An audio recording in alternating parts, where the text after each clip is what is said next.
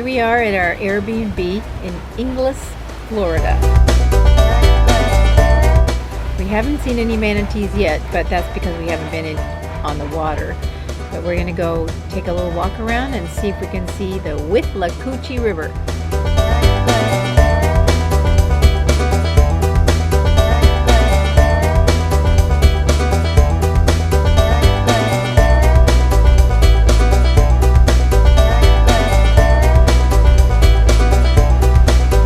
Looks like it's an old fishing shack that they left here on the property.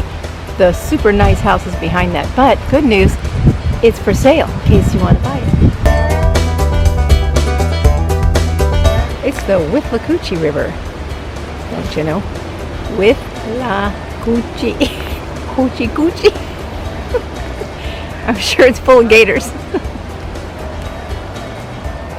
The Withlacoochee River originates in central Florida's Green Swamp east of Polk City.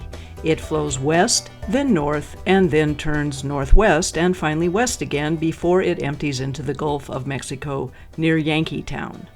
And yes, the deeper, warmer Withlacoochee River does have large alligators, so it's a river for boating and fishing, not swimming.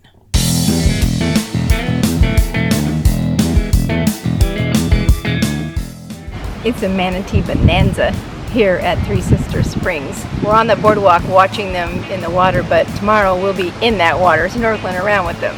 Yay! The Crystal River Kayak Company had great reviews on Yelp, and the staff's friendliness and helpfulness made it an easy choice to use their service.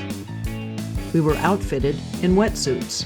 Buoyancy is an important factor when observing the manatees. Our kayak arrived, we loaded in, and set off. It was a beautiful and easy 8-minute paddle. Kayaks are allowed to tie up at the mouth of the spring. The water was a comfortable 72 degrees. Because there had been a huge storm the night prior, visibility was poor swimming in. Manatees enter and exit the area as if it was rush hour on the freeway. When we finally entered, the water was crystal clear.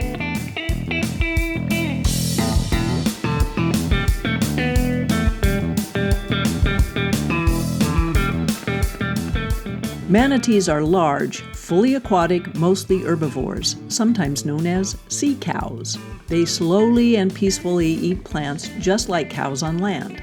They often graze on water plants in tropical seas. Now, between November and March each year, about 600 West Indian manatees gather in the rivers in Citrus County, Florida, such as the Crystal River National Wildlife Refuge. Studies suggest that Florida manatees need access to fresh water for proper regulation of water and salts in their bodies. Now, manatees weigh between 880 and 1,210 pounds.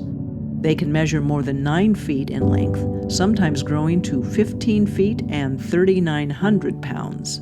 And at birth, baby manatees weigh about 66 pounds each. The manatee has a large, flexible upper lip used to gather food and eat and for social interaction and communication. They have short snouts and their eyes are small, widely spaced, and close in a circular manner. The manatee's tail is paddle-shaped, and the female has 2 teats, one under each flipper. Except for mothers with their young or males following a receptive female, manatees are generally solitary animals. They spend about 50% of the day sleeping and submerged, surfacing for air regularly about every 20 minutes. The remainder of the time is mostly spent grazing in shallow waters at depths of 3 to 6 feet.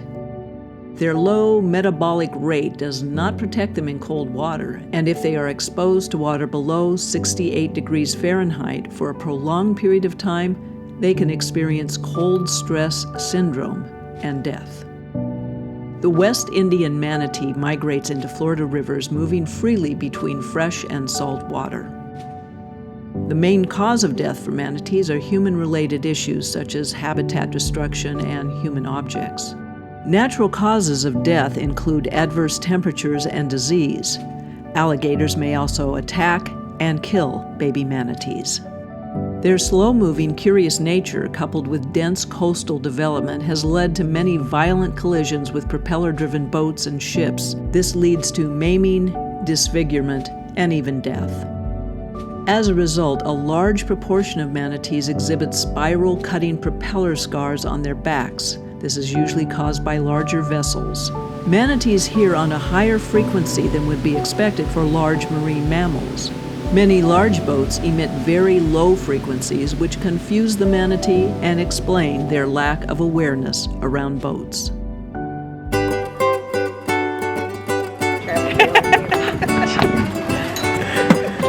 Q-tips on the run.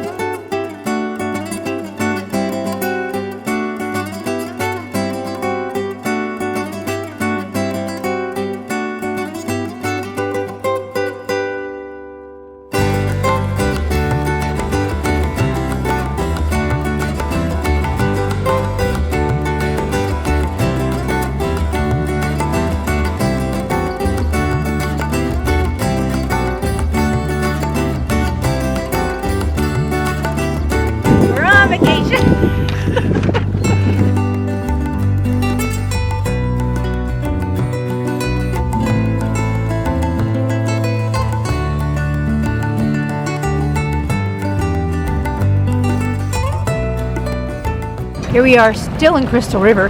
Now we're searching for Hunter's Beach Park or something like that.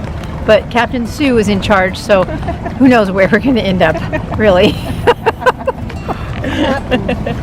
Where the waters take us. Go down, down, down! Whoa, whoa, whoa, whoa.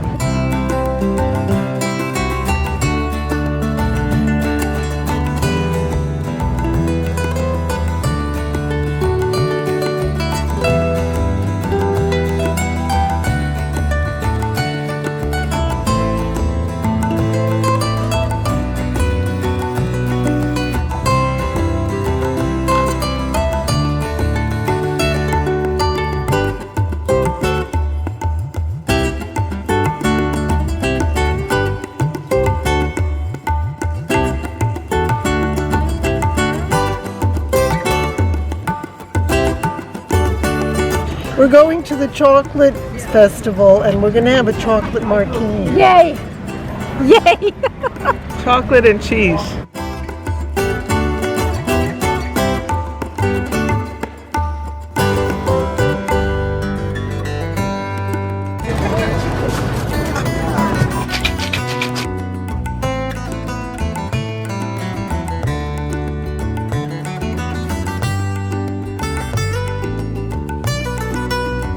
Kind of disappointing except for the martini. Right? The martini was the best part, except for the poop emoji that my lovely bride won for me.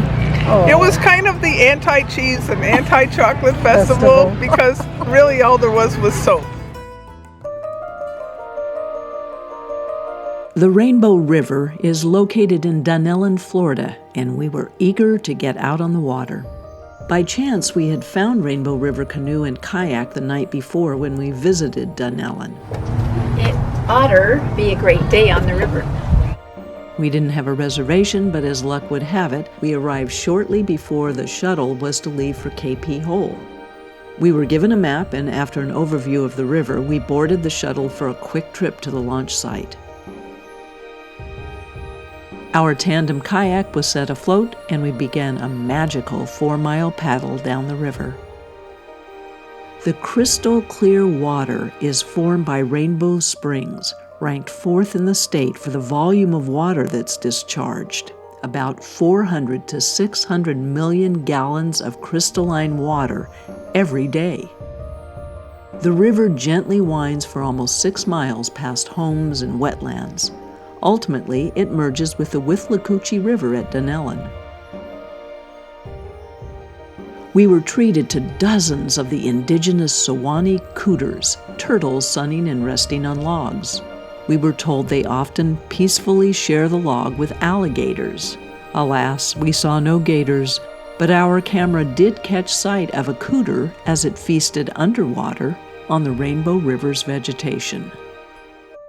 We caught a glimpse of otters making their way across the river, and we were also treated to a variety of birds.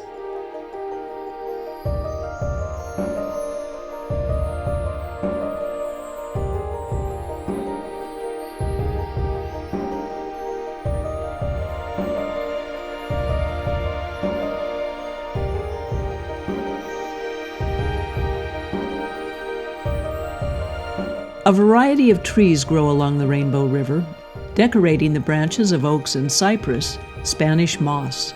Its scales catch moisture and nutrients, and while it rarely kills its tree host, it can become thick enough that the shade it creates over the tree leaves can cause the tree growth to decline.